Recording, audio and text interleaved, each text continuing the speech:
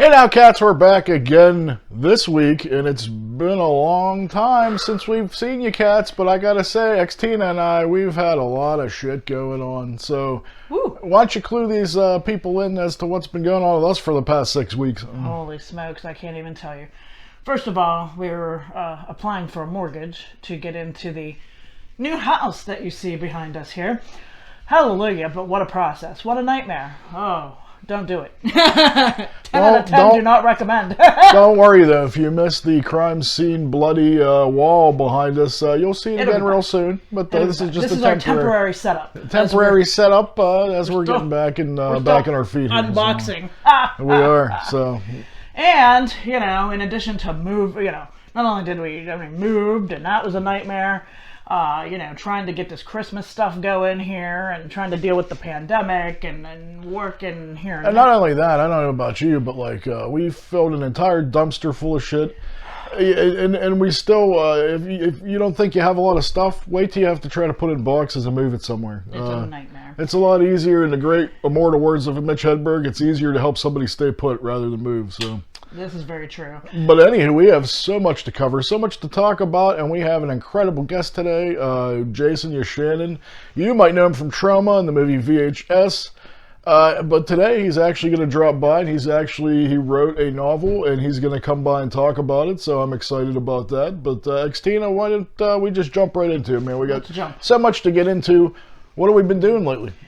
Well, we've been, in addition to moving, we've been trying to squeeze in a little show or two and watch a few things, right? We have. We even made a trip to, do you remember those things called the movie theater? Sadly, yeah, it bums me out that they're not around anymore. Yeah, well, we did get to, in the midst of being open and closed, we got to squeak in a visit to the movie theater. And we were the only ones there. Yeah. Yeah, and this was a Saturday night at 7. Your prime time for movies, a brand new movie. And we were the only ones there.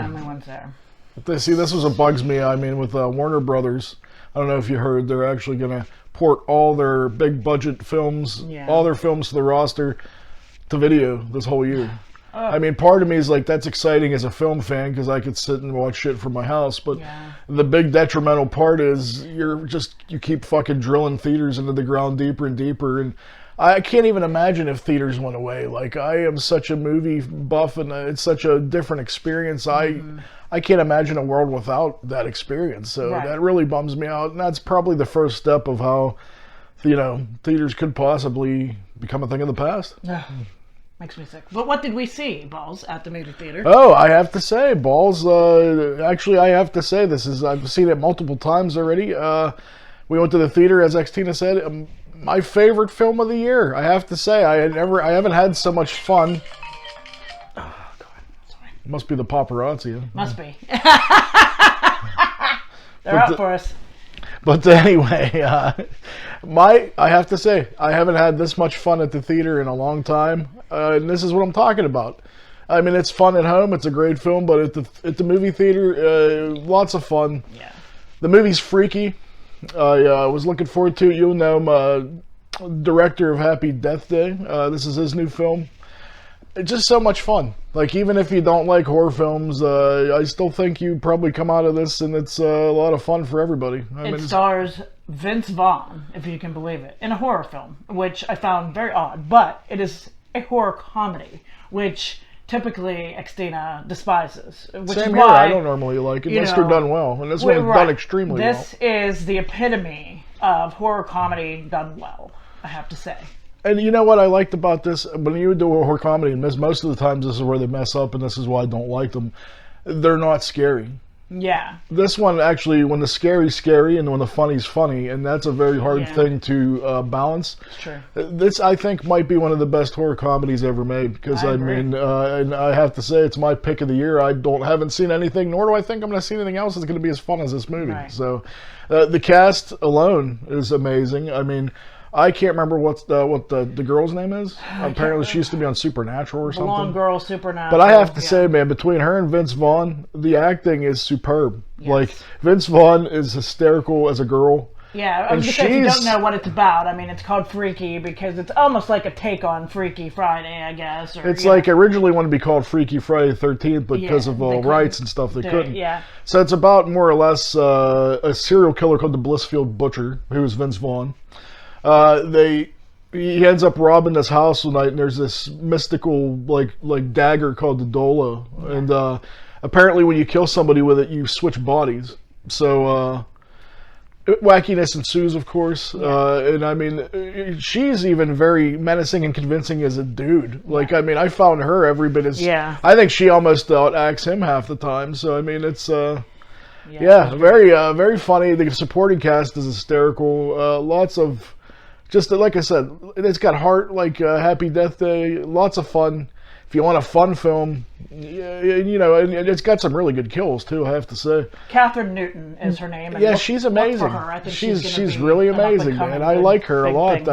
I never really seen her that much before, but she's somebody to look out for, I think. And I have to say, Vince Vaughn's really been in some pretty good, daring stuff lately. Yeah, there's one from a couple years ago we got to check out. Yeah, actually, there's like 2 other ones too. Was it? I'm trying to think. I can't remember, but we watched the trailer, and me looking that up, I seen 2 other ones that I missed that are supposed to be equally as good. So apparently he's really stepped his game up lately. Heck so hey, kudos to you, Vince Vaughn. I mean, I liked you in Swingers, and I always thought you were, okay. Yeah. But I tell you what, you've been becoming one of my favorite dudes, dude. So I have to say, but I gotta say, Freaky, check it out. I honestly haven't met anyone that hasn't loved it yet. So moving right along, Xtina turned me on to something the other day, which everybody knows my affinity for one Nicolas Cage. And not too many people could say that, I think, but I love the dude. I love his quirky craziness, and he has a show coming out. I mean, did it say where it's coming out at? Netflix. I can't remember. Netflix is doing an Origins of Swear Word show hosted by Nicolas Cage. So this, I'm definitely into this. I mean, the first episode's about the word pussy. So can you imagine Nicolas Cage? And it's all set up like Masterpiece Theater too, which is equally as funny. And he's going to do the origin of the word pussy. Oh God! And each week it's a different word. So I just like saying the word pussy because I like watching Xtina turn as red as moist. I like watching Xtina turn as red as Sebastian. And every time I say pussy, oh stop! I think that's worse than moist. Pussies are moist. Like, so. I know. But I'm gonna spare you. I'm gonna move along. Speaking of my boy Nicolas Cage, I haven't got to watch it yet, but I just seen a trailer and I seen that it's coming. I think it's out. There's a movie called Jiu-Jitsu. And it's Nicolas Cage as a samurai master with Tony Jaa, one of my favorite martial artists. So that's got to be good, right? Absolutely. Absolutely. Why would it not be? Exactly. We've been watching, we actually didn't get to finish it yet, which I regret.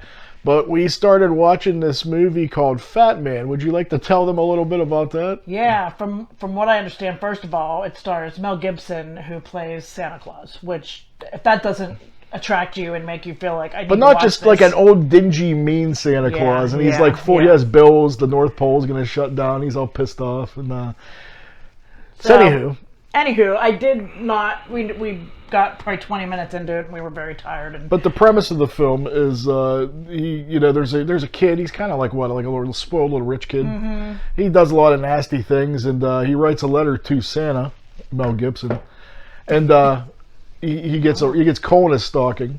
Mm-hmm. So the kid hires a hitman to kill Santa. Yeah. So the rest, I mean, I don't know how it's going to play out, but that's a pretty interesting enough premise for me. So I have heard that it's worth watching. I was trying to tell a couple people about it, and they were like, "Oh yeah, we saw it. It's Yeah, it's worth watching." We were passed out for moving. But from what I saw, I was enjoying. We're going to finish it. I'll give you the full review next week. Yeah. Coming up, also speaking of the holidays, I am super psyched for. We were excited about the Creep Show Halloween special on Shudder, which we thought was really good. Just saw the trailer drop for the Christmas special for Creep Show on Shudder. Hour long, looks incredible. Can't wait. Directed by Greg Nicotero. Pretty excited for that. Got me there. There was a movie, I think you've seen it with me many years ago, and I think you really dug it too. Like, it was actually pretty scary. It was called The Void. You remember The Void? Oh yeah, with the creature thing or whatever. Yeah, well, yeah, and then they had all the religious kooks with the hoods and the crosses outside. They were trapped in the hospital. Yeah. Really loved that movie. Thought it was really excellent. He has a new movie coming out. And it's almost it almost reminds me of like an 80s, like, you know, almost like My Pet Monster meets Little Monsters. Like, it's about these kids, and they're like in the 80s. They uncover this like, it's like this ancient creature that got locked in the earth because he's like such a sadistic badass that he just kills everything in sight. So they accidentally awaken him, and they, you know, of course he wants to kill them, but they find this crystal that controls them. So then they start acting out all their things they'd ever want to do. Like if they get them to kill all the people that pick on them and all the bad, you know, all the bad. So like, and it looks really, really fun. It looks like another good horror comedy. It's called Psycho Goreman. So if you got the time, check out the trailer. I'm looking forward. That looks really, really funny. And that dude that made, I mean, that guy, I don't think that guy can make a bad film. So, Right. Well, actually, the thing I was most excited about yesterday was my heart is still beating. I've watched the trailer 30 times. I've been waiting for years. And finally dropped the Evil Dead game trailer. It's coming to all your major video game platforms and next generation platforms, which is another reason why I need to get a PS5. Oh boy. But anywho, it's amazing. It all takes place. Watch the trailer, and the coolest part about it too is you're not just playing as Ash. It combines everybody in Evil Dead universe. So you can play as Kelly Maxwell. You can play as Scotty from the first movie. King Arthur from Army of Darkness, and that's just the people that they let you know. So, I mean, it looks really cool. You could team up cooperatively if you have some friends that you can all team up and fight the Deadites. And nice. Watch that trailer, man. It gave me a big, humongous boner with a cheeseburger on the end. So that's how excited I was about that. Another thing that made me super excited, and I was super anxiety-ridden about for a long, long time, as you cats know. Most of you know me from, you know, being a shitty caller to the Howard Stern Show for almost 11 years now. And I honestly am surprised. I didn't think he was going to sign on again for 5 years. I thought a year tops, but I have to say... 70. Yeah, but yeah, I tell you what, man, I can't imagine a day where I don't turn on the radio and I don't hear his voice. So that made me super happy. I mean, people could criticize. Howard, did everybody say? Oh yeah, you said Howard. Yeah, people could people could criticize and talk shit all they want, but it's still gonna be the most entertaining and best radio show in history. So right. And once you've listened to it for a while, it becomes like a family. It really does. I mean, I can't imagine waking up one day and be like, my family's gone. Right. I mean, I've been listening since the early 90s. Yeah. So, I mean, that shows you what an old fuck I am. But anyway, moving right along, a couple more things before we get to the Depravity Corner, which I'm super excited about today. It's a very holiday-themed one, so that's going to be cool. I guess this was our unofficial Christmas show. I mean, we'll probably do another one closer to Christmas where we get real Christmassy. Ooh, and in fact, I know we will, because I'm going to talk about holiday horror films that I recommend and holiday albums that I think is good to listen to for holidays. So that'll be next week. Good. But coming up, one more piece of horror news. I've been following the progress for this for a long time. I love The Collector. I love The Collected, if you remember those films. Before Corona hit, they were actually working on the third and final part of the trilogy, The Collected. And my boy, the man, the myth, the legend, one of my biggest heroes, Mr. Tom Atkins, is starring in The Collected. And it was supposed to actually be done and come out early this year. Fortunately, Corona messed that up. But it's actually going to resume production in Vancouver January or February, and it is slated to come out sometime in 2021. So have that to look forward to. Good. One more thing that we checked out while moving and have been busy, Brandon Cronenberg. Xtina didn't dig it as much as I did. I actually was super into it. It was called Possessor. I thought the concept was really cool. I mean, I could see how somebody would probably not dig it. It's a very convoluted and very complicated film, but I like the idea. That's the one where they took over, like. That's the chick from Mandy. The chick from Mandy. She was an assassin, but she would, the premise was she works for this company where they'll actually get in somebody's head. And then they actually force them to do the deed, and then they take the fall. It's definitely really interesting. Don't get me wrong. I mean, I definitely think it was uneven for sure, but there was something. It could have gone a different way. But I have to say, for the dude, that's his first film. Yeah, his dad is a legend. His father's a legend. I mean, you could see stylistically, you could see Cronenberg all over it. So I mean, I think the good outweighed the bad. I thought it was pretty cool. Yeah. It was an adequate time waster, if you do. For sure. I would definitely recommend watching it, just for the concept alone. I think is pretty the uniqueness of it all. Yeah, because don't. I mean, how many ideas have been done? Everything, and like when I see even the slightest thing that's kind of like, that's kind of a unique twist. I give it credit just for that. But one more thing before we go to Xtina. There's been a plethora of great albums that's come out lately that I've been super excited as a ska fan. I'm going to talk first about the new Goldfinger. I tell you what, the last album I thought was stellar. This is equally, if not better than that. There's a lot of incredible bangers on this one you're going to love. Less Than Jake's new album yesterday, Silver Linings, came out. I think that's phenomenal. I've listened to that a ton already. So if you cats love them, check it out. And last but not least, I don't think we covered it yet, but Laura Jane Grace did a solo album and from the in her home from the pandemic. It's supposed to be a New Against Me album this year, but it ended up with all the things that went on. She ended up recording a new solo album, and it's really, really awesome. So I say check that out. But let's get right along to it. Everybody knows her. Everybody loves her. I married her. I love her so much.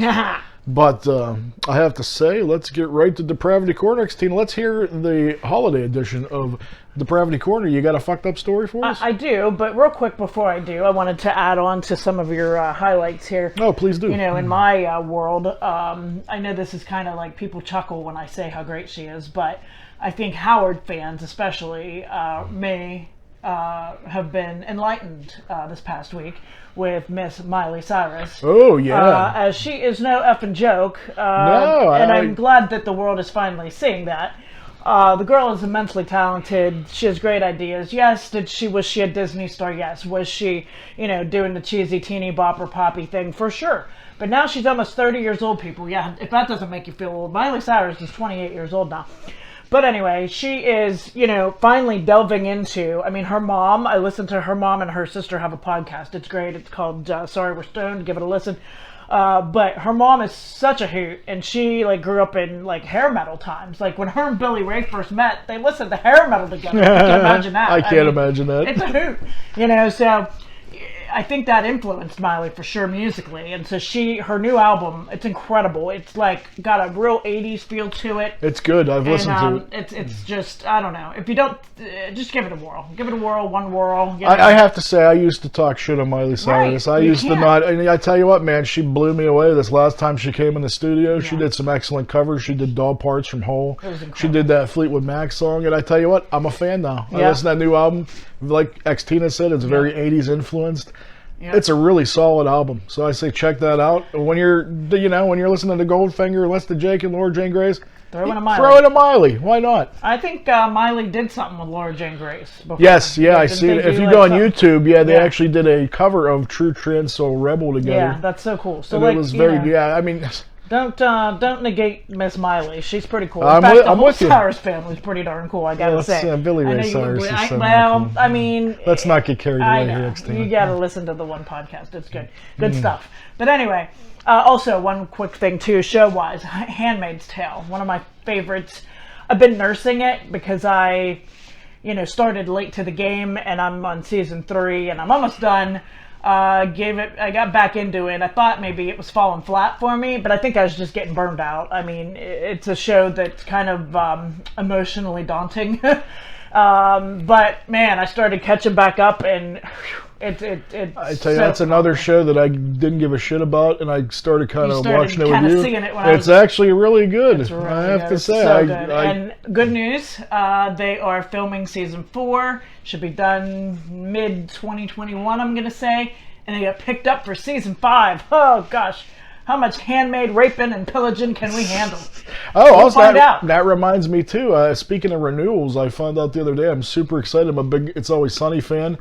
4 more years they signed up for. They just did a Holy smokes, they're going to be like season 80 contract. Danny DeVito is going to be in a walker, but I have to say I'm excited about it because I love that show. So, Xtina, stop teasing us, man. I know. Let's get with this Depravity Corner this week. So, Christmas is upon us, and looking for some, Christmas time depravity, and well, what's better than a killer Santa Claus, right? Oh my gosh, nothing. I love that. That's the best. You love that, right? Sadly, there are people in this world who will come out and basically mock Silent Night, Deadly Night, if you will. That's so fucked up. I got to. Oh my gosh, I'm into this already. Holy now crap. I did, I believe, tell a little bit of this story last Christmas, but I'm sure we have like 5 new viewers, and they'd like to hear it. Absolutely. Hey, you guys, it's all for you. So it's all for you, Damien. Back in 2008 in Covina, California, 11:30 p.m. on Christmas Eve, a man named Bruce Pardo arrived at the home of his ex-in-laws dressed as Santa Claus. When he opens the door, under his arm he had a gift-wrapped package and a 9mm semi-automatic handgun. Knocked on the door, and when they opened the door, he fired. Keep in mind, this is the home of his ex-wife and children. So everybody witnessed this, including the children. Several victims immediately fell. One escaped to a neighbor, thank goodness. He, in addition to the shooting chaos, he had a package that he built into a flamethrower. Damn, that is just like the reboot of Silent Night, Deadly Night. You must have seen perhaps that. Perhaps he was like a big fan. I don't know. Oh boy.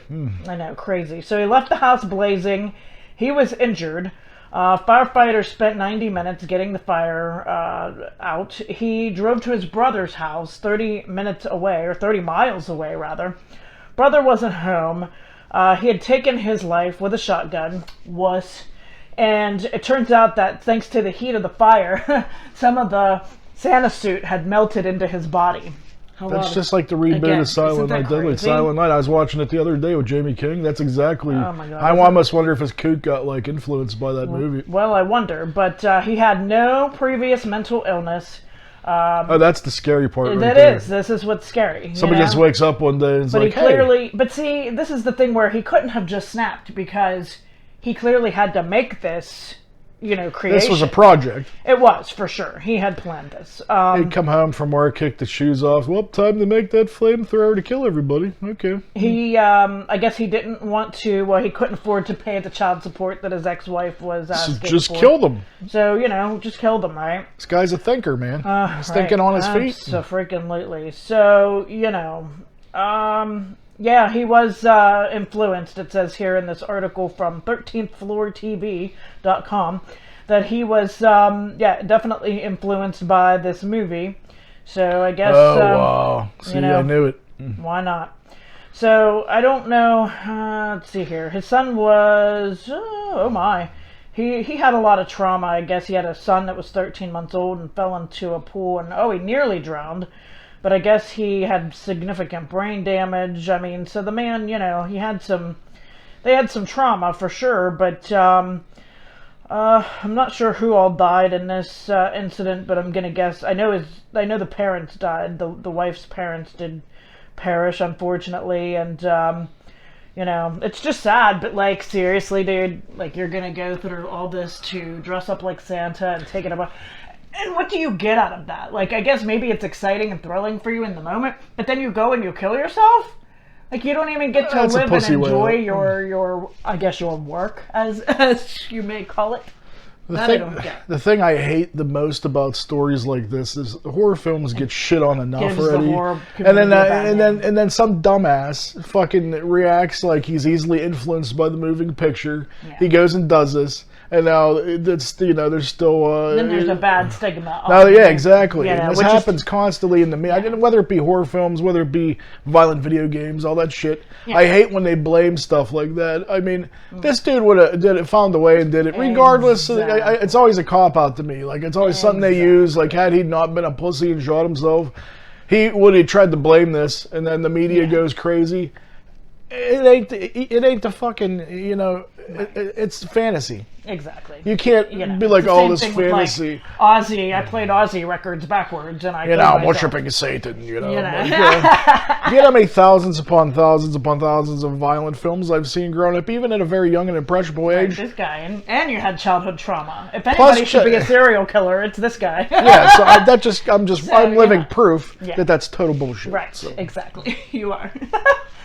So, I don't know. Watch out for killer Santa Clauses. Last night we were watching Joe Bob, right? Yes. And saves Christmas. And, he played this French movie, which I couldn't even tell you the name of it. Oh, it's Dow Code Santa. Dow Code Santa Claus. Okay. And it's, which that was pretty good. It was interesting, but it was a little slow moving.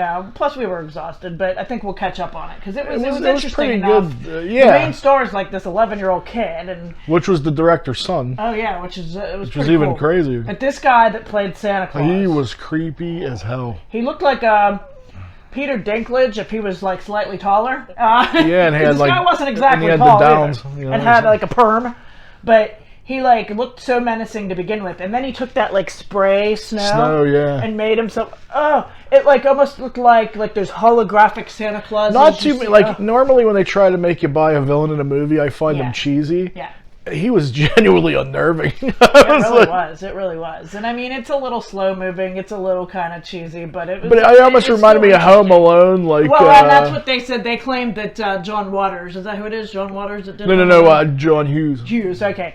That he stole the idea for Home Alone from this movie. Now, who knows? I mean, maybe if you're a filmmaker, you do watch random French horror movies. I can't imagine John Hughes having to steal any ideas. But I mean, a lot of this time it is very coincidental. Yeah, it is. And they were out around the same time, really. So. It was 1 year later Home Alone came out. So I mean, interesting. Interesting, yeah. Things that make you go. Anywho, balls. How about you tell the folks about your awesome guest we're about to talk to?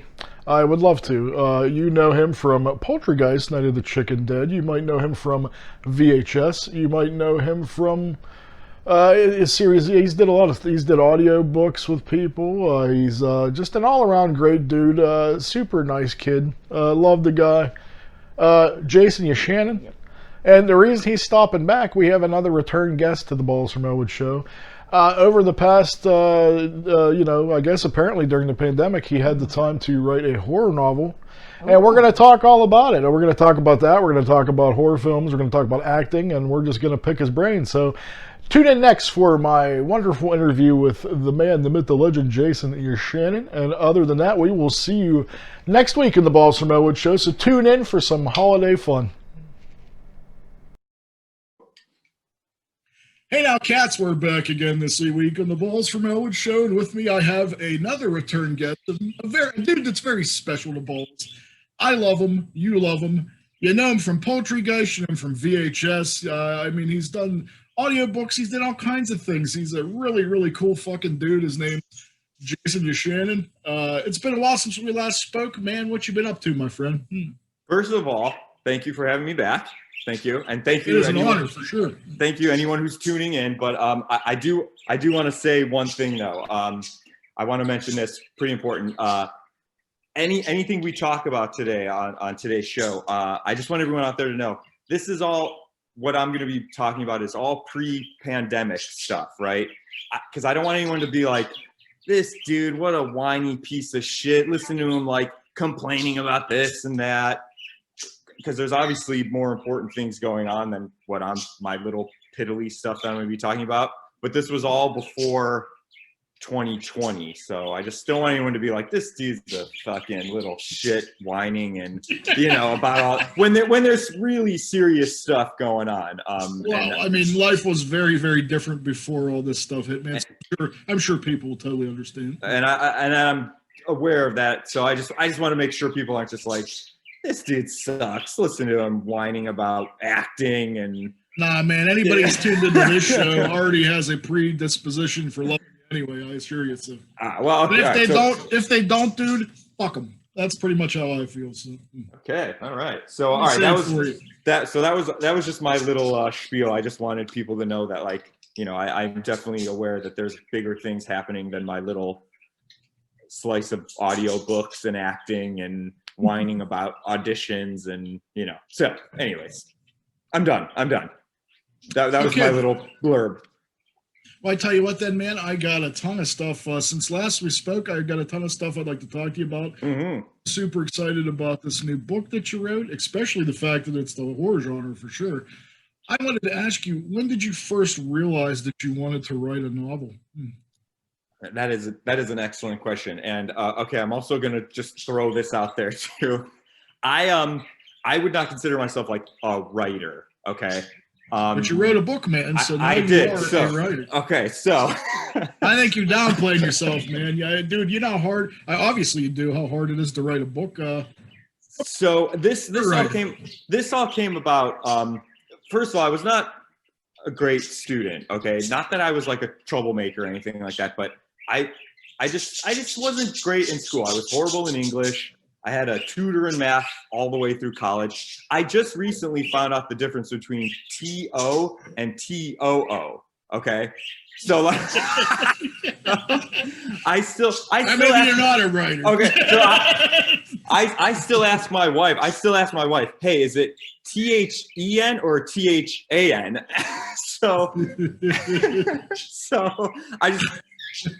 I'm hoping what I'm going to maybe kind of talk about might inspire someone who, yeah, maybe isn't a writer, but might have an idea that they just think, you know what, I think this is just a fun, creative idea. And I don't care that I'm not the best speller, or maybe my punctuation or grammar is not, you know, the greatest, you know, it's no, you know, I'm no Stephen King, but I don't care. I've got an interesting idea and I'm just going to fucking write it and I don't care.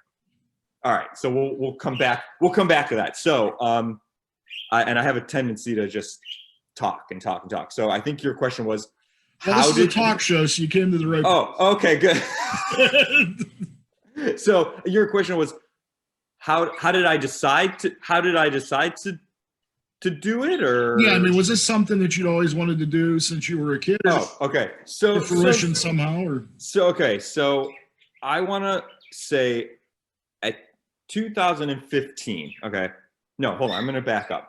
If anyone's kind of tuning in on into this show to hear me talk specifically, they probably know me, like you said, from, you know, Poultrygeist VHS. I mean, I had a little thing on Blue Bloods, you know, I've done some commercials and stuff like that, but take all that away and really, I'm just trying to be a working actor, right? That's it. I mean, yes, I've had a little success in the indie horror industry, but really I'm just, you know, living outside of Manhattan, trying to be an actor. And I'd say around 2015 everything kind of came to a screeching halt. I mean, like a dead stop, right? Agents weren't calling me anymore. The little auditions I would get here and there, couldn't book anything. And so, okay, so as an actor, right, it's like, well, shit, this is what I do, right? I don't really know anything else. So I started thinking, okay, well, what can I do to try to be proactive? So take some acting for film classes, take some, there's these things you can do. Again, this is kind of all before the pandemic hit, where you pay like $30, you meet a casting director, you know, you get to give them your headshot, you do sides for them, they give you notes. And then hopefully what you're trying to do is like establish a relationship with them, right? Like, oh, remember Jason, he we met him at that. I just saw a cat jump behind you, I think. Yeah, that's my little badass here. Oh, This is my daughter, Izzy. Oh, hi, Izzy. Cute. Yeah. So you pay to like meet these casting directors. I said casting directors in the hopes that like you establish like a relationship, right? Yeah. Remember Jason came in to read. We met him at that meet and greet. Let's call him in. So, just doing those, taking class, trying to do whatever to be proactive. I think this was also about the time when social media was really starting to get cranking, right? Which I'm not great at that. That's the one thing that I definitely know, like, I probably should try to get better at it. Creating your own stuff, putting it out on YouTube, putting it up on Instagram. With the book that I wrote, I'm really, really trying to be more proactive. Like, this is the first time. Yesterday was the first time I logged into Facebook, maybe since my birthday last year. I noticed that because I was going to send you a Zoom link under there, and then I seen that. I'm like, is that true? He wasn't under since last March. Okay, so obviously I was very lacking in that, but I'm getting up there in age. When I moved to Manhattan, people were still using black and white headshots, right? Like when I graduated from college, I had a black and white headshot, and that's what you used. No shit. Then it transferred into color headshots. Now you don't even, everything's online or now through social media. So, all right, so let's fast forward a few more years because, we're trying to go to class. We're trying to be proactive. We're trying to do whatever, right? To just kind of keep the wheels greased. And I have to be honest with you, I was not in a great place, right? I mean, I was getting no traction, nothing. And, I was kind of, for lack of a better word, again, I know there are much more serious things going on right now, but I was in a little bit of a downward spiral, kind of in a darker place where, you take away the one thing that you thought you were meant to be doing and, really weren't left with much. So I said to myself, all right, I have to keep the creative wheels going. I got to keep them greased. What can I do? I'll do anything to just keep those creative juices going. And so that's when I was like, okay, screw it. I don't care that I wasn't the best student. I don't care that I didn't take any writing courses. I've got an idea. I'm going to sit down and I'm just going to write. And I don't care if it makes sense. I don't care if it's grammatically incorrect. I'm just going to keep writing. And when I'm done, when I think I'm like done, I'll go back and I'll see what I've got. And so really that's what I did. It was really, the book really came about as a way to just not go crazy because I couldn't get any auditions. I couldn't really get much of anything. And it was a way to kind of just keep myself from going to the dark side, really.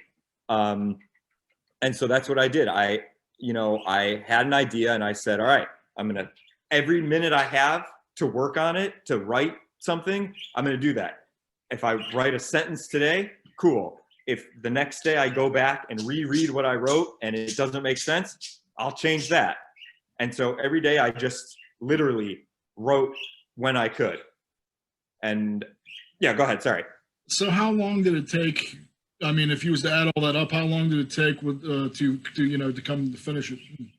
I want to say it was maybe a year and a half, 2 years, maybe. I was kind of plugging away at it because once I was done, I wasn't really done. Like once I was done, I said, okay, this could be a stopping point. Well, then I went back and reread everything, started, okay, what the hell was I trying to say here? This makes no sense. This isn't really working. This is confusing.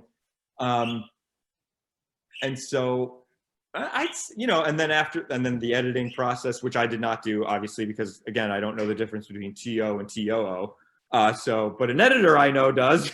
and then we got the cover art done and stuff like that. So I want to say maybe it was 2 years. I don't know if that's short or long. I think the woman who wrote Harry Potter took like 6 years to write it.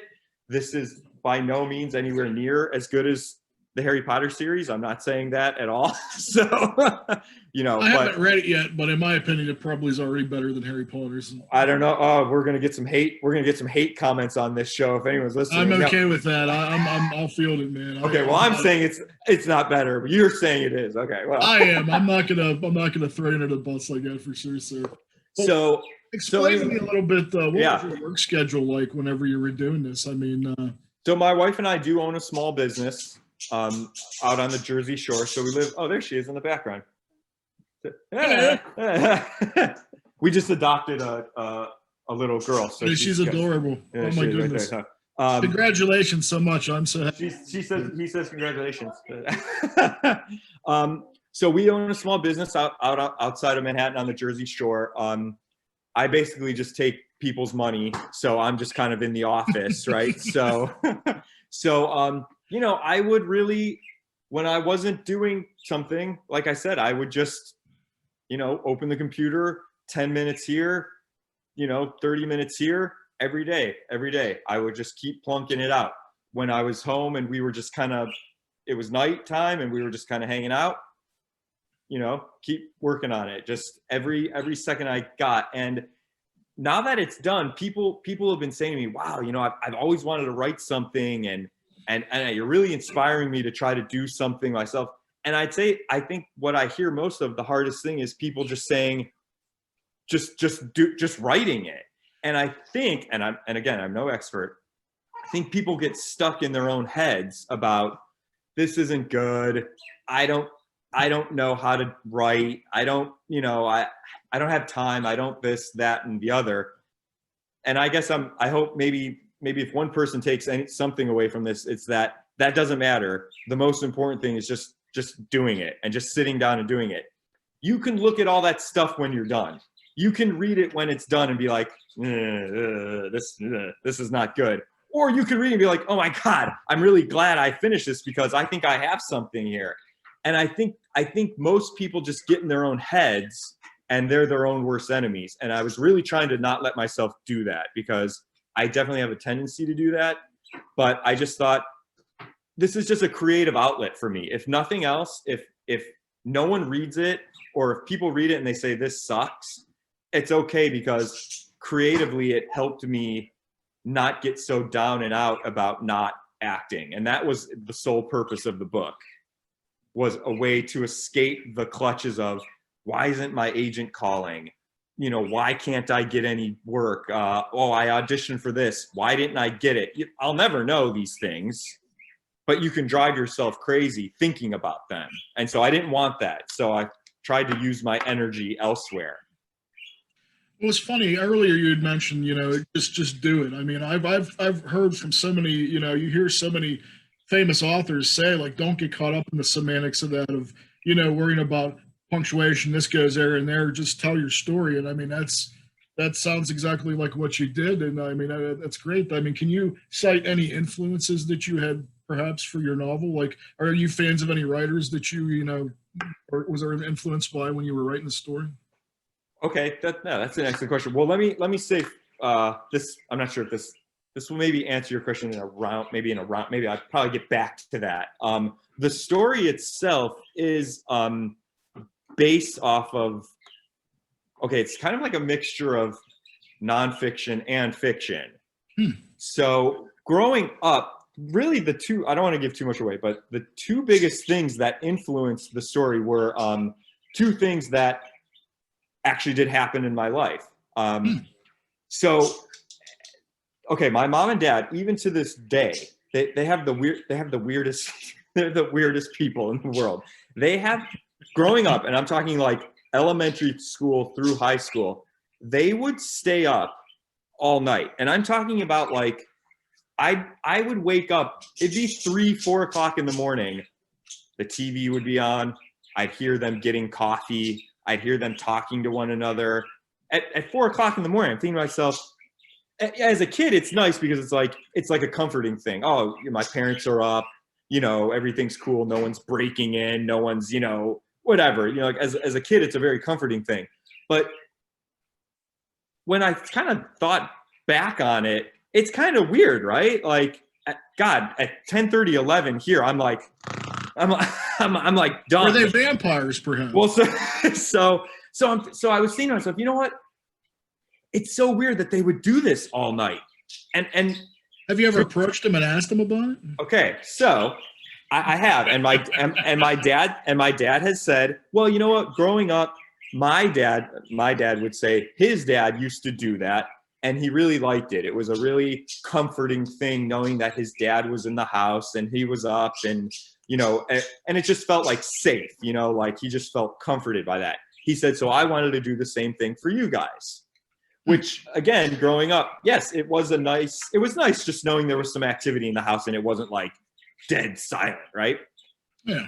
Okay, so I kind of was thinking about that growing up. And then the one other thing that is true from my growing up is that my dad's wedding ring, here, I'm going to show you here. Yeah.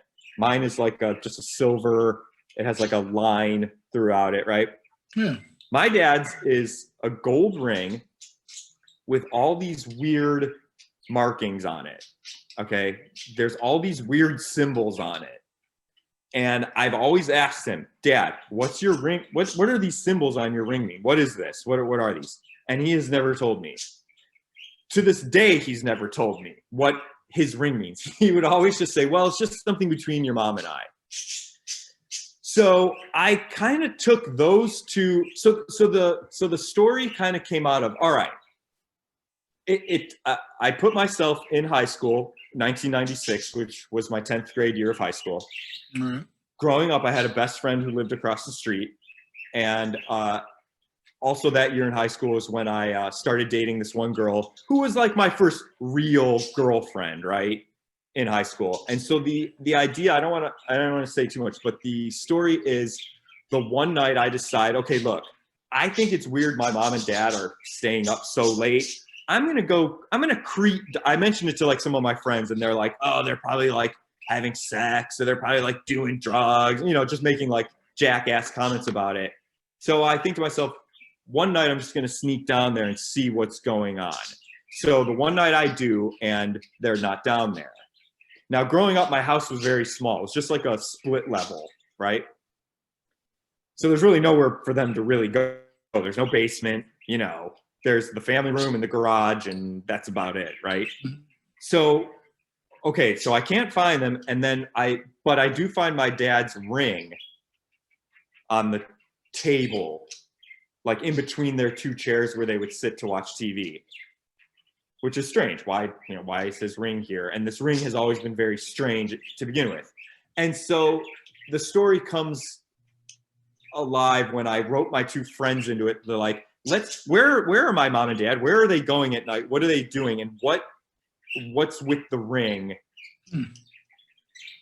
Because at one point we do pick it up to look at it and something happens, but I don't want to say what. I don't want to say good. Yes, done. I'm in already, man. I'm ready to read it. So very interesting in and of itself.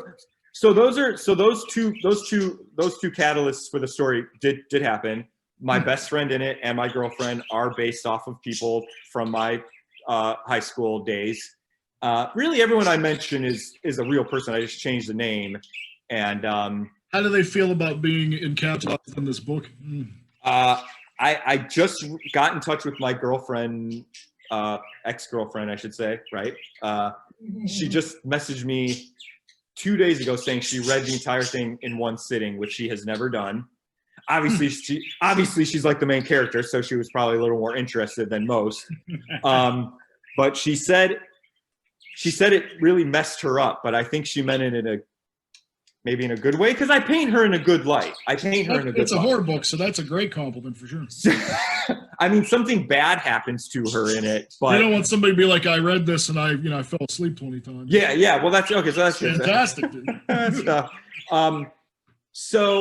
And my best friend from growing up, he just messaged me on Facebook saying, so far so good. I'm not done with it, but I'm really liking it so far. So I hope they didn't mind that but they're the heroes in they're the heroes in the story. It's not like I went on there and I was like, oh, she ruined my life and I hate her. My best friend was a jackass. No. Yeah. you know, I think I paint them all in well, I hope I do. I hope I paint them in a good light. And it's really, the way I've been describing it is a supernatural mystery buddy adventure. Dude, that sounds great. That sounds like the old Amblin stuff from the 80s. Okay, so speaking of 80s, I was born in 81. I was in high school in the 90s. So if you're a fan of 80s and 90s pop culture, there's a lot of pop culture references in it. If you like punk music, if you like skateboarding, hello, you will definitely like it, because in high school, you know, my two main friend cliques, I guess, were the theater kids and the skater kids. So there's a lot of skateboarding talk. There's a lot of punk music talk. I'm going to get this tonight, sir, and I'm going to review it whenever I'm done with it on the show. If you review it and you actually do like it for real, not like fake like it. I'm not just going to tell you. You can ask her. I have this unfortunate ability of being too honest with people. So okay, well, that's say, hey, you wrote it, so it's good. No, I'm not. Okay, cool. But if you actually do like it, will you put a review on it on Amazon? Are you kidding me? Of course. I got my first review on Amazon. I got a 5-star review, so that made me feel good. That made me feel good. But if you give a half a star review, yeah, it's okay. I won't. I'll understand. Well, just to be aware that you know, I am unfortunately an honest to a fault dude. So cool. That's good. That's good. I will for sure review it regardless. Oh, but wait, I never answered your question. So you were talking about any writers that kind of that kind of, you know, you did take any sort of inspiration from. So I guess I pulled more inspiration from movies, truthfully. I mean, I know that sounds kind of weird, but I don't think that's weird at all. Okay, cool.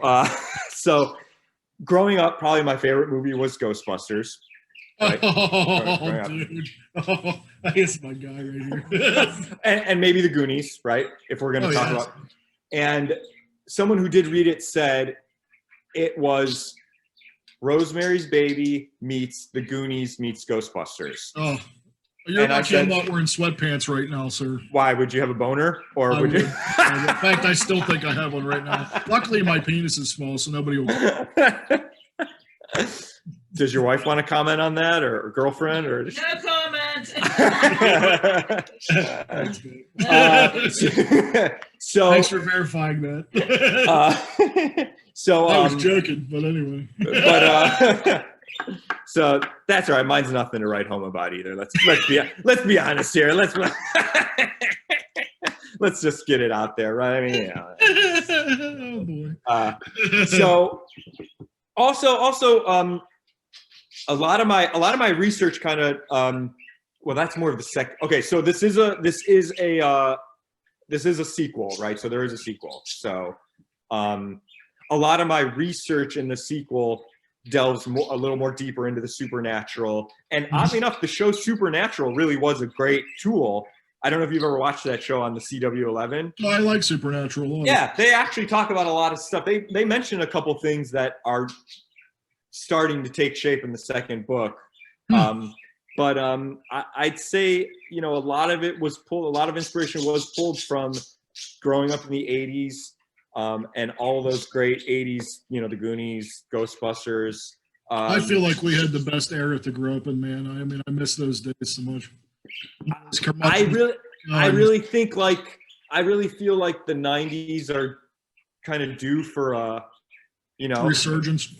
And maybe this book will, you know, if enough people will enjoy it, maybe it could help that, because, you know, I mean, 1996, I was a sophomore in high school, and that's when it takes place. So well, that leads me to my next question, though. I mean, you talked about with you know, getting to this far, but I've always wanted to ask you, and really any author, I mean, what's it take? What goes into actually getting a book published? Is it difficult? This is an awesome question. I'm really, really glad you asked me this, because when I started out, I said to myself, okay, look, this is for me creatively, right? Just to get out of my head.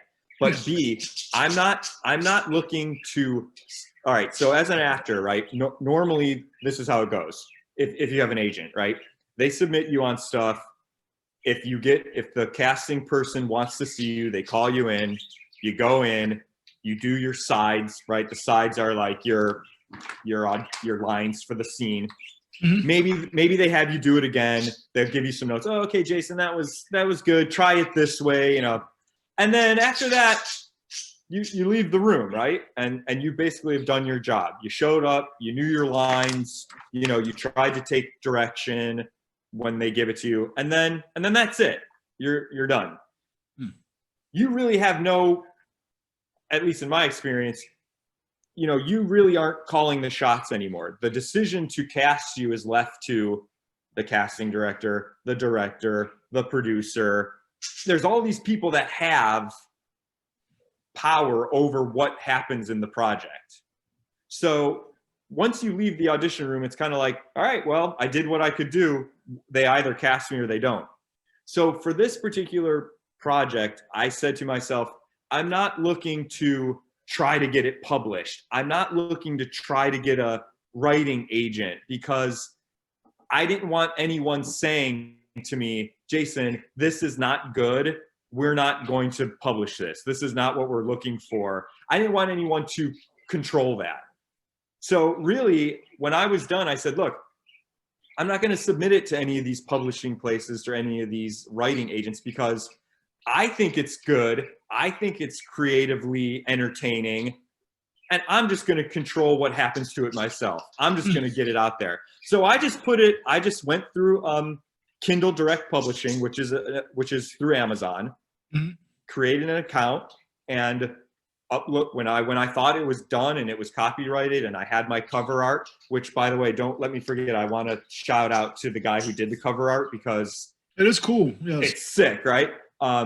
So when it was done, I uploaded it to Kindle Direct Publishing, KDP they call it. It's is it through hard Amazon. To get a copyright? What's that like? Oh, the copyright was yes, it is copyrighted. You did have to go through a little bit of a little bit of paperwork and stuff like that, but you can do it off of off the top of my head, I don't remember the like address, but you had to fill out a form. I believe did I mail in a hard copy of it, or maybe I emailed in a copy of the manuscript. You have to pay like a little fee. And then eventually, like 6 to 8 weeks, you get your letter of. So it is copyrighted. So that did take a little bit of time going through the proper channels to make sure it was copyrighted. But I didn't want to go through anyone else saying yay or nay, which is why I decided to just put it up online myself, which is really kind of where the industry is heading. I know we talked a little bit about like social media and stuff like that. Really, you can make your own videos, put them up online, and people are getting, discovered and cast through that, Yeah, medium. I love that. That takes away the whole you have to know somebody to succeed thing. I mean, that part of like the acting industry is definitely, I think, my Achilles heel. I'm not great at it. Like I said, I guess maybe my generation, I'm trying. I am definitely trying, but like there's some people who are just like, they're just like whizzes at it. And they're like, oh yeah, I tagged this person, I tagged boom, boom, boom. That's not me, but I'm trying. I am trying. But as far as this goes, yeah, I didn't want any like publishing house to say yes or no. And so I just decided I'm just doing this all on my own. I'm going to just, and it becomes whatever whatever it becomes through my own, What did you learn about yourself through this whole process of writing a book? Did you find out anything about yourself you didn't know? Huh. Yeah, good question. I mean, did I learn anything about myself? I mean, I kind of learned maybe that like if you can get out of your own way and out of your own head, sky's kind of the limit here. Like I really tried to learn how to not judge myself and what I was doing. Like, they always say like you're your own worst enemy. I definitely believe that. I'm definitely that. and I think writing this really helped me to say, no, hold on a second. Who gives a shit? Just do it. What is writing it down going to hurt you? And so I think I learned a little bit of how to get out of my own head and how to get out of my own way. which was a big thing with acting too and auditioning. Like I would leave an audition. Oh man, oh God, I should have done this. I should have done that. Why didn't I do that? Oh, if only I had done this, I would have gotten the gig. You know, at the end of the day, you don't know why you didn't get something. Exactly. I would go into auditions. I would literally have the casting director say to me, that's the way it's done, Jason. Yes, just like that. So you leave feeling like you're $1 million, right? Like, shit, I booked that, no problem. My God, there's no way I'm not going to get this. And then you still don't. Well, you don't know. The director could be like, you know what? My nephew is into acting right now. I'm just going to get I think there's a lot of nepotism, I think, that goes on. You just never know. And so I think writing this helped me just discover, like, look, I could sit here and question myself all day long, 24/7. What good is that doing me? It's doing me no good. I'm just going to do this because I like doing it. It's helping me just stay creative. I'm enjoying doing it, and I'm going to get out of my own head, and I'm not going to worry about whether or not it's good or bad. And I think it kind of helped me just say, you know what? You never know. You can't question all these things. You just do it, and you do the best job you can, and you got to let it go. And so I'm working on that, especially when it comes to auditioning. Like, I will say this, I had the biggest project I've ever gone in for last month, which I did not get. I'm probably not supposed to say what it is, but I'm going to anyways. It was for something for Marvel. Oh shit. It was one of their streaming shows. I would have loved to have gotten that, obviously. I did not. I would have loved for you've got that. but, you know, okay, yes, I could sit here and be like, shit, why didn't I get it? Oh, I didn't know my lines good enough. I didn't know this. Whatever. You know what? I got to go in for someone that I had never been in for, meaning a casting director. And you know what? I left it all out there on the table. Maybe they give me a call, just do something else for another project. And I just think writing this just helped me kind of realize, like, you know what? Get out of your own head. Just do it. Stop questioning everything. I'm a big overthinker too. Big overthinker. Up to hello. I think we're like separated at birth or something. I'm telling you, like, and so it's like, you know what? I'm going to get out of my own way. For once, I'm going to get out of my own way, and I'm going to write this thing because I think I've got something that's, if nothing else, entertaining. If nothing else, I hope someone reads it and says, wow, I was entertained for a few days reading that. Well, that's the whole point, man. So there you go. I mean, right? Let me ask you this, sir. What do you think is more difficult, acting or writing? Yeah, man. Shit, I don't know. I mean, I think this is a good question because they're very different, right? Like, and I wouldn't say I'm comparing apples and oranges. Well, I don't know. I wouldn't necessarily say I'm good at either one, either. Like, you know what I mean? Like, so, but I think with writing, I'll say this: with writing, you have more control over it. It's only me sitting down at the computer, typing stuff. When I go into audition for something, like I said, I'm in there trying to do my job and you know, presenting this in a way I think you might like it. But once that's it, I have no control over the situation. I guess maybe with writing, if I write something, I can be the one to be like, nah, I don't like that. I'm going to change that. Or, oh, that was really good. Awesome. I like it, so I'm going to keep it. Does that answer that question?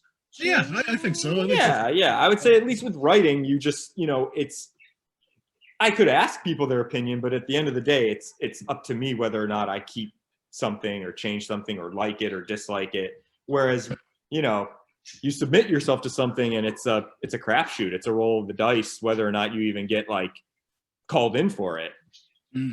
So it's pretty much just either luck of the draw or you're at mercy all the time. I mean, you know, I also think you have to get good at social media too. I think that really helps. See, I'm an old head dude. I do just enough to get by, but like I'm not.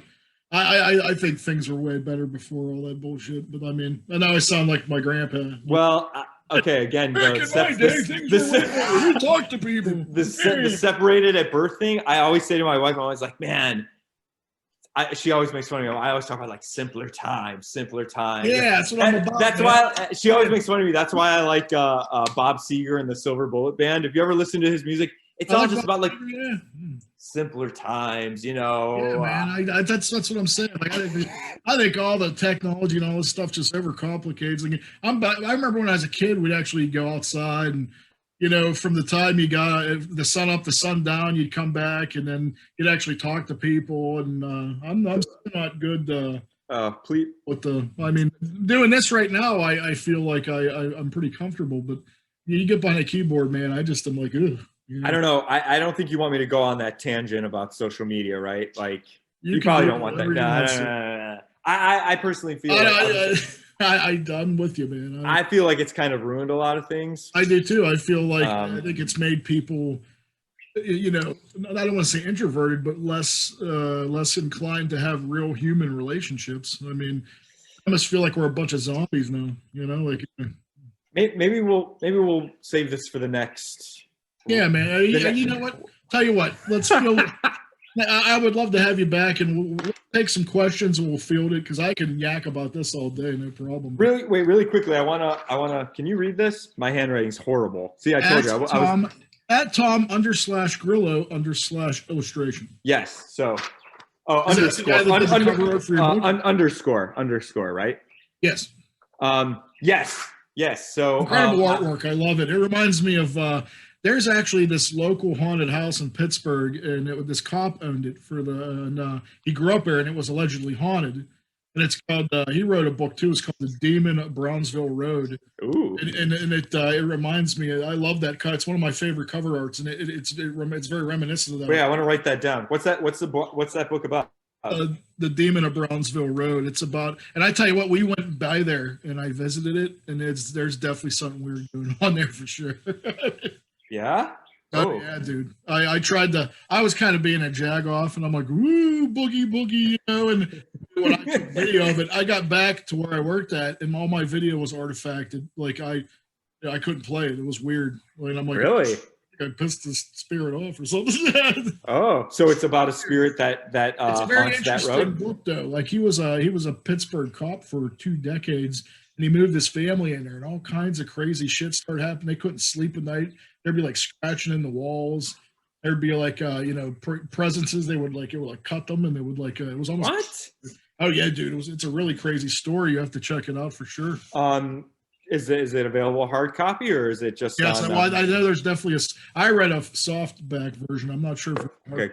Well, physical. The sad thing is we talk about technology and stuff like that. I actually don't even have a Kindle, so I had one for a time. I technically couldn't even you could get programs to read Kindle stuff on your PC. Can you? Oh, okay. See, I don't see. So you could even do that's a good point too. You could even get it on your phone now. You can translate Kindle stuff. So I mean, obviously, I have the manuscript that I wrote, but if I wanted to read it online, I technically can't. There's ways to get around everything. Oh, okay. All right. Well, but I actually wanted to delve into a little bit about your acting. Let me ask you. You're the star of one of my favorite trauma films of all time. I have to tell you, and I just wanted your thoughts on. Have you heard about the recent Toxic Avenger remake? Yes, I have, and I'm gonna say this right now. I just talked to Lloyd the other day, actually. I just emailed him because they had cast Peter Dinklage as Toxic, which I thought was so cool. Dude, you don't even know how bad I want you to be Melvin. Well, so I wrote him saying, congrats on the casting. I think that's so awesome. And he actually was very nice. He did a shout out about my story on Trauma's Instagram. I actually cut a commercial for them not too long ago. Really? Dude, it was like one of my big dream come true. I've loved Lloyd since I was a kid. I've met him so many different times. He's always been such a sweetheart, as you know. And he actually, I interviewed him. He came on again. We were talking what he came on about. But Shakespeare Shitstorm. We were talking. Oh, right.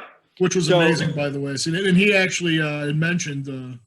He's like, hey, because I did a big intro like I did with you, and he was so impressed with my intro. He goes, do you think you can retool that and do a commercial for Trauma? And I was like, are you fucking kidding? I want to see that commercial. You got to email that to me or something. Oh, I will, dude. It's on Instagram. It's on my Instagram. Oh, it is? Oh.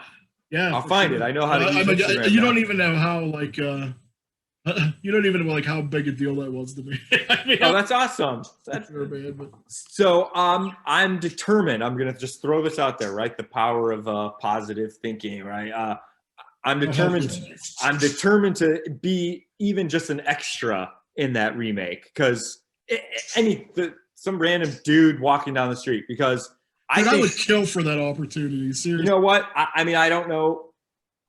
This is just my own personal opinion, but I think, okay, you've got your core of like hardcore fans that made Trauma what it is, right? Yes. Hello. And now you're gonna get a new set of fans with the reworking and having it with Legendary Pictures, which is a Hollywood studio.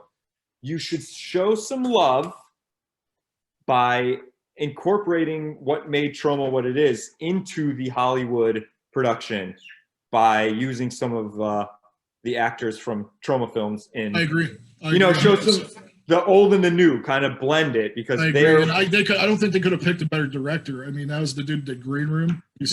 Green Room. I think we're in good hands, man. Like I'm not worried in the slightest. Lloyd seems very, very positive about it, and he's not. Did he give you any info? Give his baby away to like somebody that he doesn't feel competent. Yeah.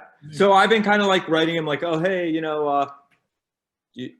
when the time comes, would you, could it be an extra, anything? I don't care. Just because I think it would be cool to be like from Trauma to Hollywood, right? Like, dude, I've always seen a great segue, right? Like, even back when you were in Poltergeist, I'm like, this dude would be the perfect Melvin if they ever did a Toxic Avenger. Right? I could be the guy who just like says, hey, and then gets his head chopped off or something like that. I don't care. I would just, what a cool journey would that be? Like, to go from lowest. That could even probably open doors. You never know. I mean, yeah. Would you be opposed to me? I text Lloyd too. I'm gonna throw your name in the hat as a suggestion. Dude, 1,000 thank yous if that worked, right? Like, you know what? You know who would be good in that? I know. But I just wanted to put this out there because, like, when we filmed that, he even warned us. He said, this is going to be the lowest quality of everything: food, lodging. Basically. Well, that's because they put it all on screen, man. That's all. So to go from that to then a Hollywood budget, what a cool journey. Plateau, to be like, for sure. I don't know. That's such a cool arcing story to it. So I don't know. But what was the original question? I don't even know. Sorry. It was what were your thoughts on the Toxie remake? Yeah. But I mean, moving right along. I just ramble. I ramble. Have you well, can you tell me, I mean, contractually, I don't know if you can or not, but can you tell me about any other projects that you might be appearing in or shows or anything? Or? So I was supposed to be doing something this year that COVID came and, it's hit everybody so much, man. It was going to be like a horror sci-fi film. A really, really, I thought it was great. I just had a little side role in it, but whatever. I'm just looking to keep, to just keep the wheels going. But actually, really, right now, no. I'm just working on the second. I'm working on the second part of the story, and I'm really diving into just trying to get the word out about this one right now. And yeah. Other than that, I mean, I know. What do you like to do when you're not writing? I mean, have you seen any films or shows you could recommend? Or I know you're a drummer, right? Yeah. So, are you still keeping up with that? Oh yeah. Actually, I just got released from a project where, when I say released, like, okay, so when you submit yourself, if they can sometimes keep you on what they call a hold, meaning like, okay, they're interested in you, so keep these dates held for the project. But if they pass on you, then they release you. So I actually just got that email last night that I was released, which is okay, but it was for a drumming thing. So yes, I still drum. Well, that's probably due to, I mean, the uncertainty of having any concerts or shows, I would assume. Yeah, it's kind of a drag, kind of all over. It really is, man. We're so like live concert people. We would go, use like 3 a month practice for, and just have going from all that to nothing has like really been a really crazy transition. I mean, Zoom thing's nice. I mean, that's a great. Yeah. Still not the same experience for sure, but but in my free time, obviously my wife and I, our newborn, she's I'm sure that's a job for sure. She's a little over a month only right now. How's that all? So yeah, so she is definitely keeping us occupied. I do like to go hiking with my dog. I'm a big I love being outside. Yeah, I see your things on Instagram. It's cool. You mentioned growing up in the 80s, right? And the That's 90s. right. I was never inside. Never. In fact, that plays a lot in the story because my best friend and I, his real name is Brendan, but in the book I call him Brandon. We were always outside constantly. There was, I had a buddy, Jeff. We did the same thing. There was amazing woods that we lived near growing up in that we were just, and all the outside games, kickball, bloody murder, jailbreak. We were never inside. We were never inside. So I like going outside with my dog a lot. We go on a lot of hikes. I do play the drums, and I'm always looking to like play with people. And really just working on the story and really just trying to be available if anything comes around. But if not, I've really been enjoying writing, and it's really been a great release for me. And I hope if anyone might find themselves in kind of the same position that I am, they're just kind of stuck. There's no, forward movement, but they have an idea of something. Just do it. What could it hurt, right? Like, at the end of the story, when I went back and read it, I thought, man, I'm so glad that I just kept pouring myself into this, because I really think it's a fun story. And yeah, you feel like a weight's been like lifted off your shoulders? I just felt like it kept me out of the darkness. I know that sounds weird to say, but no, dude, I have a history of mental illness and depression. I have a tendency to get. I totally get it, man. When you get in that funk and that just.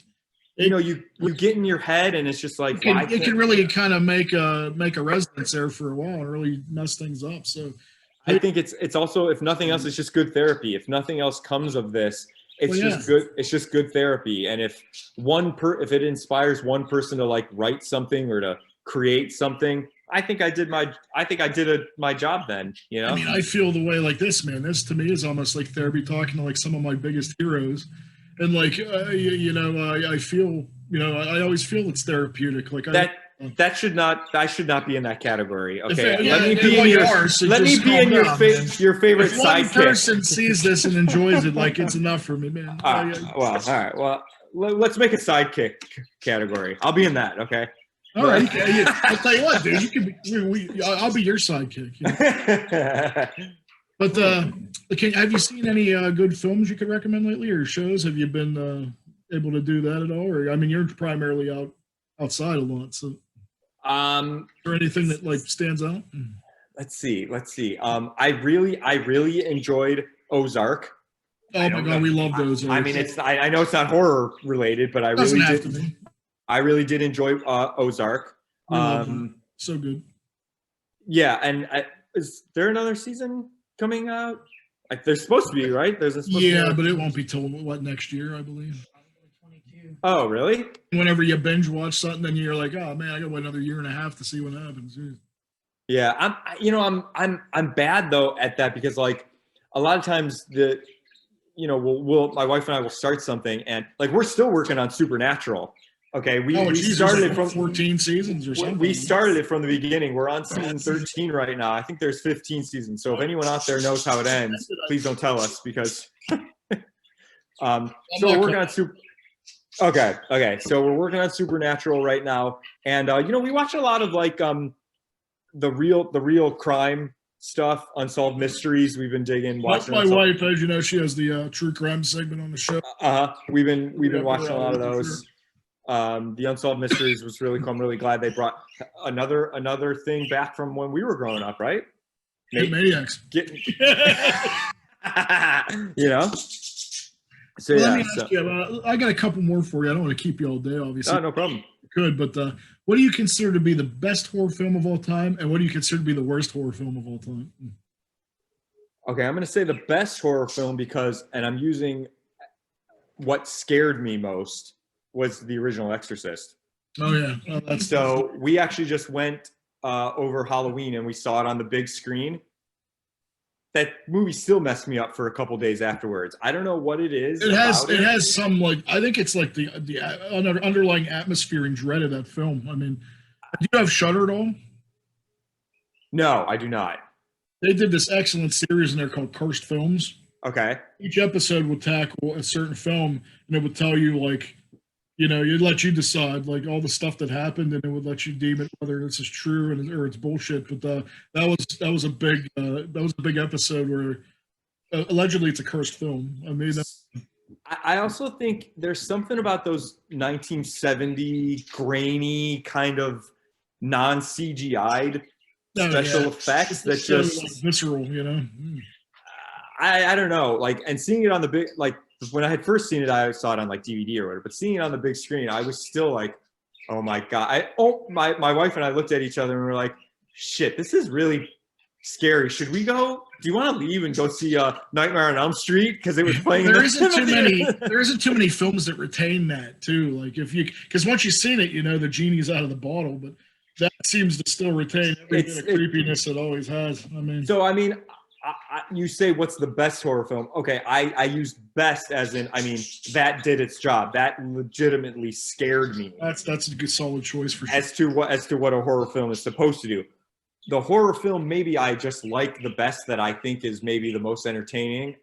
If we're talking entertainment value, I'm a big Cabin in the Woods fan. Oh, that's incredible. I love that movie. I think I think that one's so entertaining. I could watch that every day. The worst horror film? Do you mean just like in terms of quality, or? No. I mean, like, it's just so god awful. Like, there's god awful, as you know, and it's just it's entertaining that way. I'm talking about so bad that you can't even make it through. Have you seen Troll 2? See, I find that a crapster piece. It's so bad and I love it. Right? Hysterical. That's a good one. I'm talking about one that doesn't have that. Like, it's just bad to the point where it's just bad. You just can't make it through? Correct. We started watching this one. I think it was supposed to be a horror film. We started watching this one the other day called Gutter Balls. Oh, I seen that in the bowling alley. Yeah. I didn't make it through that one. Was that a horror movie? Because I thought it was supposed to be. It's like, I thought that was a shitty movie. It's like, okay, I can't.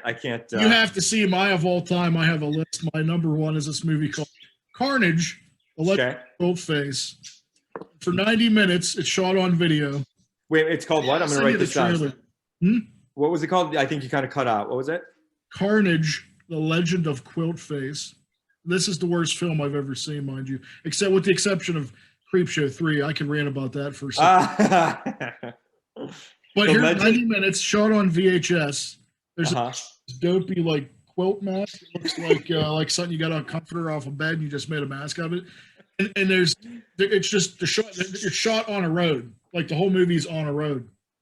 And then on the same road? On the same road? Oh yeah. And then people just randomly break down. He'll pop out of nowhere, stab them, and then it'll be like, "Quilt face, no!" It goes on for 90 minutes. That's the whole movie. You've seen it. So it actually sounds pretty. Yeah, but everybody I explained it to says it actually sounds pretty awesome. I told Laura Jane Grace about that, and she said the same thing. She goes, "The way you're kind of saying it, it sounds pretty awesome." I was like, "Damn it, it's really not." Have you ever seen the Ginger Dead? That's this close. So, have you ever seen Ginger Dead Man? Ginger Dead Man? Yeah, that's bad, but I mean, a lot of that full moon shit. I'd throw that out there for the holidays, if anyone, it's the holiday time, if anyone's looking for Creepshow 3, I mean, I hold the first two in regard. I don't know how those people, like, finagled the rights somehow. I didn't see Creepshow 3. I saw the first two, and then I left it alone. Somehow this company finagled the rights, and they was able to do that without permission and sued somehow. That has nothing to do with the first two at all. It's just like these group of people, and they decided to just rip it off and make their own really terrible shot on video, and it's ridiculous. Like, I hold Creepshow 1 and 2 as like some of the best horror anthologies ever made. And I mean, whenever anyone asks me, what's VHS about? I always give a nod to Creepshow, like, exactly, it's a couple of little vignettes with a through line. I think VHS is a very good successor to, like, the anthologies. I'm a fan of anthologies. Did you ever see Black Sabbath back in the day? That's one of my favorites. With No, I'm taking notes. See, I'm writing all this stuff down. Legend of Quilt. I got Legend of Quilt Face. I've got Night of the Creeps. Oh, that's classic. I don't want to. The Demon at Brownsville Road. I definitely want to. That sounds awesome. I love crap like that. I would definitely check that house out. That's creepy for sure, dude. He was even on whenever the book released. He was actually on all the public Pittsburgh news stations. Once we're allowed to leave the state again, right, and and like start going places again, right? Absolutely, man. Let me know, because like I'll take you on the tour. We're like maybe half hour from Pittsburgh. That's not far from you. Dude. You know what? I actually wonder if my wife has ever been there, because she went to Point Park. Oh my gosh, she was probably like 15 minutes from it. Really? Okay, she went to the dance academy there. Being that you're a horror fan, I mean, we actually just got married in Evans City Cemetery, which you might know as where the original Night of the Living Dead was filmed. Come on, you guys got married there? I mean, we did a murder mystery wedding. It's not as cool, but that's pretty cool. No, the murder mystery was kind of not. But yeah, we got married. We got married at the Evans City Cemetery, and we actually had a reception at a real live functioning castle in my hometown. Really? Yeah, I'll send you pictures, dude. Please do. And I got to see your commercial too. Oh yeah, I will. Well, I'll tell you what. Let me close this up here, and if we can. I only have a couple more for you here. What's the weirdest thing a fan's ever asked you? Other than me, anything I've asked you. What's the Because I'm wondering. Okay, no. Okay, this is a. You haven't signed any butts or nothing, have you? No, I haven't, but I probably would, I guess, if someone I guess I'm not opposed to that. I did have someone, not that I'm like stalker material, but I did have someone who was kind of getting along that. Oh, wow, seriously? That line, I mean. That's creepy. Was it a female or male? Female. Although if it was male, that's cool. I mean, that's cool too.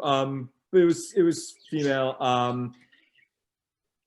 I've done a lot of theater as well, and like regional theater out of states and stuff like that. And they were gonna follow me to this one production I was doing in like a random ass state, this random ass state that I was in. And I was like, this is getting okay. Now this is kind of getting a little like. Creepy. But I've only had one. I told you I'm not really stalker material, so that's why I've only had the one. So at least you had one. So I mean that's maybe been my weirdest sort of. What did I miss? She's like I had one too, but I don't really want to. I'll tell that story to you off the air. That maybe has been my weirdest thing happen. Well, most people want to know what working with Lloyd is like. That's what most people ask me. Oh, what was that like? But as far as weird things happening, that probably has been like my kind of strangest, I guess. What's the best gift anyone's ever given you? My drum set. Yeah. When I was 8th grade, got my first drum set. That's the best. Yeah. If you could get in a time machine, go back and tell little Jason some advice for the future, what would it be? This is an easy one. Take some accounting classes. Oh, really? Take some. Yes, take some. And you know what? And maybe get a different degree. I have a different degree. I have a degree in acting. But I think what I've learned through my journey of being an actor and trying to make it, even carve a little notch in the entertainment industry, it certainly helped. But I don't think I think I could have maybe figured these things out without maybe the degree. Maybe I think maybe I would have done something like. Again, I mentioned the accounting because who knew my wife and I would open up our own business one day and we'd have to learn how to like balance receipts and do accounting shit. You know what I mean?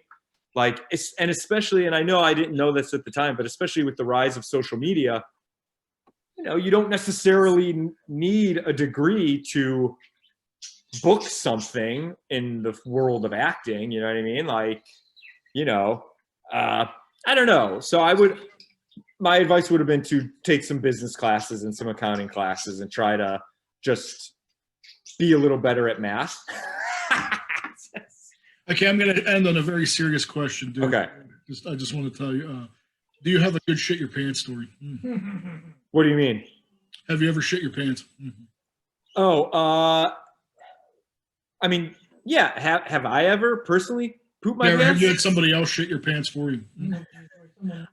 I one time snuck shit in a bag out of the room, so someone didn't know I clogged their toilet. Does that count? Are you serious? Yes, I'm You might have won. This might be the best story yet. I ask everybody this, and I think you might have. I mean, I didn't want to. It was a. How does that? You had to physically. No, I did not touch. I did not touch it. I used. How did you get it? Did you get salad tongs, or how did you get it? Clothes hanger. Bent it into like a hook, kind of, and like a ladle. Yep. And scoop that out of there and like got it the hell out of it. How embarrassing. I'm at this place that's not mine. There's a bunch of people I don't know who are like maybe going to be friends one day. And here I am. So that, okay. Did that work? Did that count? Oh my God. I think you won. You won the internet today, I think. Ryan Close, do you have any words of inspiration for this crazy fucked up world right now other than, author? Words of inspiration. How does, how do you think we could get through all this craziness? Wear a mask? Buy your book. Wear a mask? The answer is buy your book, sir. Wear a mask and buy your book. Yeah, how about that? But in terms of anyone who's like I said, people have reached out to me being like, holy shit, I can't believe you did this. I've always wanted to do that. Mm-hmm. Then there you go. Just fucking do it. Don't worry about whether or not it's good or bad. Just do it. Okay. You can fix all you on social media, sir. You can fix all that stuff later. Well, before me, find this guy. He did a really Tom_Grillo_illustration. He did a really cool piece based off of The Burbs. You remember that Tom Hanks film? Oh my God, I love The Burbs. Are you kidding? You got to look up this. You got to start following this guy. You'll love one of his pieces he did. That's on Instagram. Is that on Instagram? Inspired by The Burbs. Oh, and let me just throw this out there, just because we're kind of talking about him. My inspiration for the cover, obviously, I wanted to do like my house, right? The house that I grew up in. But I sent him the movie poster. It is my favorite movie poster of all time. I don't know who drew it. Have you ever seen the movie poster from the original Fright Night? Yeah, I have a shirt of it, actually, yes. Oh, okay. That's what I want for Christmas, P.S. That shirt. Because that is, I remember growing up, going into like where you would rent, this was when you would rent movies, right? And you pick up the plastic box. And oh my gosh! I missed those days. Okay, dude. So I was so drawn to this goddamn box because it really scared me. But it's cool. Loved it. It's the best artwork I've ever seen. So I sent him that saying like, look, this is kind of where I'm pulling the inspiration from because I think this is one of the greatest movie posters of all time. I think it's one of the greatest movies of all time. He's working on a sequel. I was just going to tell you. I read. Okay, we're going to sequel. I met Tom Holland, dude. He was a really cool dude. Mm-hmm. Well, if he's ever listens to this, if he needs like an extra for his Fright Night 2, I'll be a guy you just kill and, Well, technically, that'd be Fright Night 3. Yes, you're right. Fright Night 3, you're right. What did you think of the remake? People don't like 2. I like 2. I don't think it's... What did you think of the remake with Anton Yelchin and Imogen Poots? I wasn't a big fan, to be honest. Yep. I think there was things I liked about it. Like Anton Yelchin was obviously a great actor. I didn't think Colin Farrell was bad as Jerry Dandridge, but it just kind of I didn't like the McLovin dude as Evil Ed. Okay. Top. I usually like that Doctor Who guy. David Tennant. But I didn't like the fact they made him a magician as opposed to like a horror host. I'm probably splitting hairs, although I'm a big nerd, horror nerd, so like I kind of take things a little more seriously. So I kind of I like the worst remake I've ever seen, but I surely don't think it was just missed something to me. I liked how they described the relationship between the two, though, as like, you know, Anton Yelchin's character was starting to become like, you know, he's kind of growing out of that, starting to get like interested in girls, and like wasn't really into like the toys and the this and the that. I thought that was kind of an interesting. There's definitely things I thought was good. It's not the worst remake I've ever seen. I've seen way worse. My biggest complaint was, again, I go back to the special effects. I didn't like at the end how way too much CGI. Way too much. Yeah, that was a big problem. I'll be honest with you. A lot of the times, I'm such a conventional effect like fan that can honestly, even if the movie's good, that could turn me off on it. Like for sure. Yeah, I really and maybe that's why I go back to The Exorcist. Like, you know, they had nothing, right? And well, they tried to do that version you never seen with the spider walk, where that was all CGI. Yeah, that really didn't hit home. I mean, I don't know. I don't even pay attention to that one, but I mean, yeah, dude, it's not the worst, but I mean, I'm not a big remake fan to begin with. I wish they'd remake things that I think would benefit from it, like rather than something that already has a built-in audience. Like, I think there's so many untapped resources from like the late 70s and early 80s, like that nobody's ever heard of, that could benefit from a more of a budget. Like, I mean, there's this really old movie from the 80s called Curse of the Blue Lights, and it's cool. But I think, I mean, if you take something like that and you update it, there's be a point. Like, all these different franchises that, you know, like, I mean, they just keep missing on things that Okay, I'm gonna leave you with this. I'll leave you with this, okay? And you'll probably get some hate comments on this. All right. I should read the stuff I get. I still don't understand why they touched Ghostbusters. Okay. No. Oh, you want to do a whole hour maybe with a show? I could rant and rib, and I'm not even against the whole they changed the sex of them. I could care less about that. All of those women are amazing, right? Yeah, they're fine. They're amazing. That wasn't the issue, because there was like, oh, you're just being, you know, misogynist. No, that's not the problem at all. The fact is. Oh, go ahead. Oh my God. We gotta talk after we're done here. Take that cast, okay, and put them in something new. Don't touch Ghostbusters. That's a no-no. No. If you ever think about redoing Labyrinth, I'll have lost faith in all humanity. Right? It's coming, I'm sure. Well, they're gonna. Please tell me it's not coming, because it'll happen. Trust me. Because they already tried to redo The Witches, which I didn't even bother. Ridiculous. I didn't even bother watching. I put it on for 5 minutes and I'm like, okay, I'm out. So it's all CGI and ridiculous. Leave Ghostbusters alone. Okay, thank you. Don't we should start our own movement. leave Ghostbusters alone. Leave Labyrinth alone. Don't you dare try to remake the Goonies. And I heard they're making another Goonies. That's all. No. See, this is what I'm saying. No. And then they're gonna bring back all the old cast for like 5 minutes, and then it'll be, you know, some other. Well, since you brought up Ghostbusters, are you as excited as I am about Afterlife, or are you not looking? No. I'll definitely. Because I think that looks incredible. That's the sequel that we should have had 30 years ago. and I want to just go back to say it has nothing to do with all those female comedians. No, please. No, because that's the first thing. The minute you talk about that, and so I don't understand how you could be possibly a fan of that film if you really actually like the other films. But that's the first thing to go, oh, you're just saying that because they're chicks. No. They're all really super talented, incredible actresses. I mean, that ain't it for me at all. It's the fact it's just script is shit. I mean, dialogue shit, all the story is shit. Like, how many minutes did they take where they're like, oh yeah, we'll just take the thing from the logo and we'll make it okay, we got it. Let's go. You know, like I didn't even watch it. I honestly don't think they're watching it. There's an extended cut of that, dude, where there's 15 minutes of what's her name talking about the fucking wonton in her soup. Like, you know, it goes on for 15 minutes. Yeah. What? Hashtag leave Ghostbusters. Yeah. Okay, that's it. With anything here today, it should be buy Jason's book and leave Ghostbusters alone. End of story. That's it. All right. Thank you so much for having me on. Thank you. Jason, you're the best, man. Thank you so much. How can you find me on Instagram? Wait, I'll write it down, okay? Because please do. My last name is kind of hard to spell.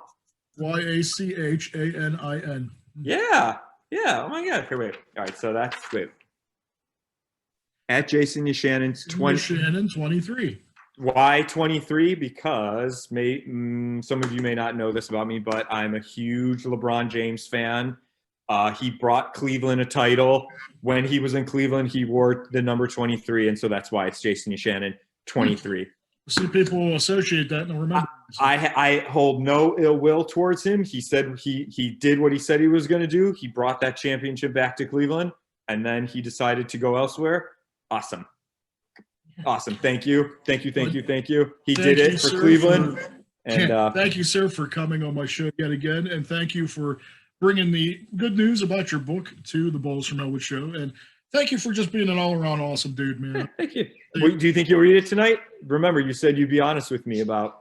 I don't know if I'll get through the whole thing tonight, but definitely over the weekend for sure. Okay. All right. I have a review for you on my next show, which is next Sunday. You'll definitely know by then. So, cool. Heads up, if I finish before that, I'd be like, "Yeah, this fucking sucks dick." The best book I read, so I'm not going to just spring it on you. I'll definitely let you know for sure. Cool. But I'm not going to bullshit you. I'm a fan, dude. I really do want to read your book. I'm excited. So cool. I will track it down and.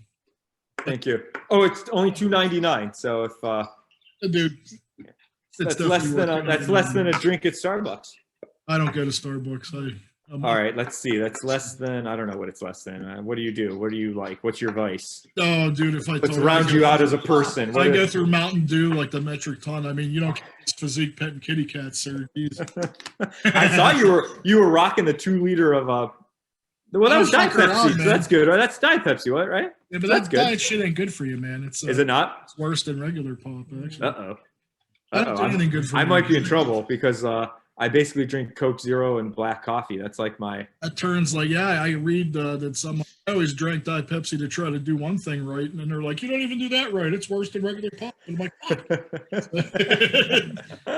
you have a very awesome day. You too. Thank you so much for having me. And hey, man, anytime you want to get together and do a horror anthology, let's write one. Let's do it.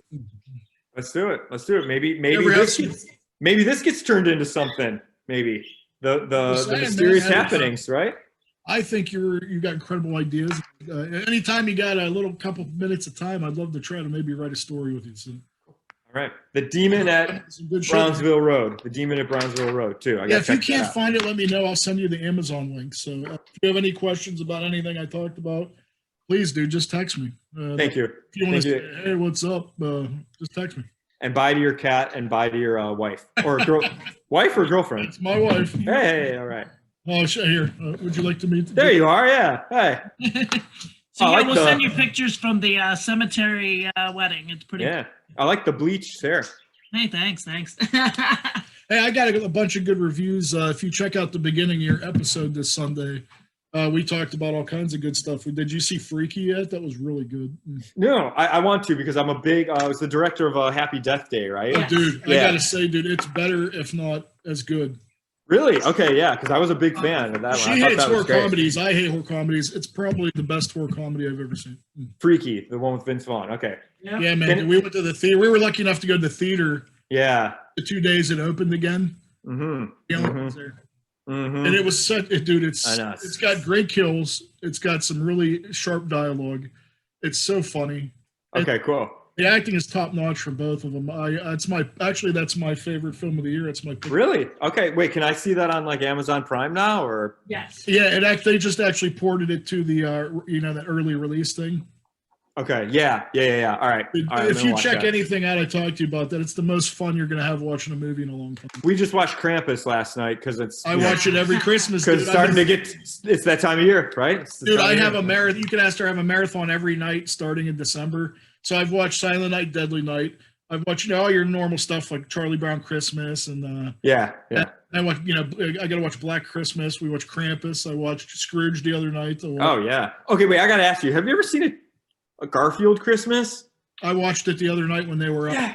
Yes. Okay. I haven't watched it since I was like 8 years old. Okay, but see, I was like, oh yeah. That's where John and them go to the farm. Dude, what a great. And then the grandma. When I was a kid, I used to cry. I was like, oh, the grandma. Yeah, the grandma like that sat by the fire. She'd sit by the window, and I was like, oh, dude. So good, Garfield Christmas. Oh, did Jack Frost? I got to watch Jack Frost. Not the shitty Michael Keaton one, but the one with Shannon Elizabeth. Done. Man. Done. All right. Have Hey, a great happy day, buddy. holidays. Happy Peace and holidays love. to you and your Merry wife. Christmas. Have happy holidays. Thank you, guys. See you, brother. Talk to you soon. Love you, brother. Have a Love good you too. Thank See you. you.